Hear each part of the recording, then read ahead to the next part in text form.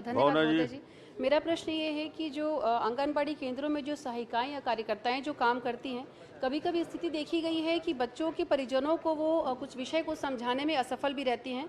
तो मेरा प्रश्न ये है कि आंगनबाड़ी कार्यकर्ताओं हेतु शिक्षा अर्हता का मापदंड क्या तय किया गया है?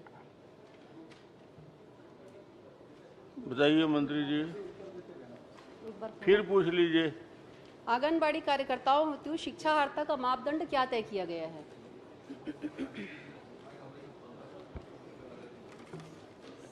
परियोजनों को समझाने के लिए शिक्षा का मापदंड क्या तय किया गया है आंगनबाड़ी कार्यकर्ताओं के लिए, सहायिकाओं कार्यकर्ताओं के लिए?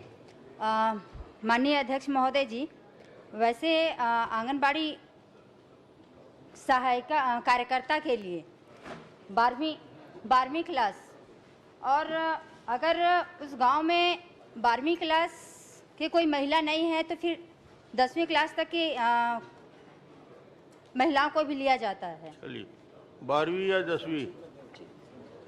महोदय जी, इसमें मेरा प्रश्न ये है कि लगातार आंगनबाड़ी केंद्रों में बच्चों की संख्या जो कम होती जा रही है, तो क्या वहाँ आंगनबाड़ी केंद्रों के अलावा जो केंद्र संचालित हैं उसके अलावा भी उनकी रिपोर्टिंग परियोजना अधिकारी के अलावा क्या हायर अथॉरिटी के द्वारा लिया जाता है? क्योंकि जैसे आंगनबाड़ी में बच्चों की संख्या कम होती जा रही है, वो काफ़ी चिंता का विषय है।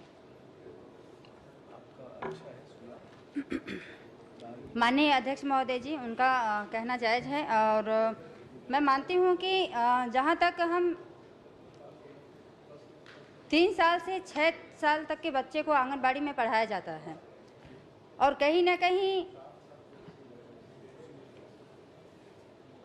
अच्छा, ये बता दें कि पिछले बार जो वहाँ की रिपोर्ट आई थी वो आपके अधिकारियों ने, आपके विभाग के द्वारा, हायर जो अथॉरिटी उनके द्वारा पिछला जो रिपोर्ट है आंगनबाड़ी केंद्रों का जो छत्तीसगढ़ में संचालित है, पिछली बार कब लिया गया था? जानकारी 1 मिनट में आपको बताती हूँ। माननीय अध्यक्ष महोदय जी, माननीय सदस्य जी का रिपोर्ट कब लिया गया था? क्या सवाल में क्या था? आंगनबाड़ी केंद्र जितने भी छत्तीसगढ़ में संचालित हैं उनकी जो रिपोर्ट है बच्चों की, चाहे वो कुपोषण से संबंधित हो, आहार से संबंधित हो, उनके डेवलपमेंट से संबंधित हो या प्रोटीन आहार देने के विषय में हो, पिछले बार परियोजना अधिकारी के अलावा क्या छत्तीसगढ़ के प्रशासनिक अधिकारियों के द्वारा, इस संबंधित विभाग के द्वारा उनकी रिपोर्ट या उनका सर्वे कब किया गया था, भौतिक सर्वे? माननीय अध्यक्ष महोदय, ये जहाँ तक आंगनबाड़ी की बात हो, उनके पोषण आहार की बात हो, चाहे और विशेष की बात हो, तो ये प्रतिदिन इसका रिपोर्ट लेते रहते हैं। माननीय अध्यक्ष, प्रतिदिन प्रदेश में रिपोर्ट जाती है? जी। चलिए, राजेश गुड़त जी। एक आखिरी क्वेश्चन पूछना चाहूँगी महोदय जी।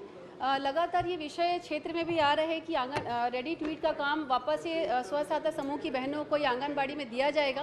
तो मैं पूछना चाहती हूँ कि इसका क्या कोई विशेष तिथि तय की गई है कि इस तिथि के बाद हम वो काम एसएचजी ग्रुप को देंगे, रेडी टू ईट वाला?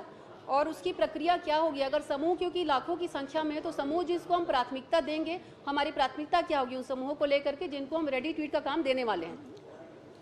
माननीय अध्यक्ष महोदय जी, ये सवाल पिछले बार भी आया था, तो मैं अपने जवाब में दी थी कि जहाँ तक रेडी टू ईट की बात हो, तो रेडी टू ईट स्वयं सहायता समूह की महिलाओं को देने वाला जो काम बात मैंने कही थी, तो युक्त निर्णय लिया जा रहा है इस पे, और जो आगे की कार्रवाई होगी वो आपस में डिस्कस करके अधिकारियों के माध्यम से। महोदय जी, मैं इसमें विषय लेना चाहूँगी। ये बहुत गंभीर विषय है और लगातार क्षेत्र में विषय आता है।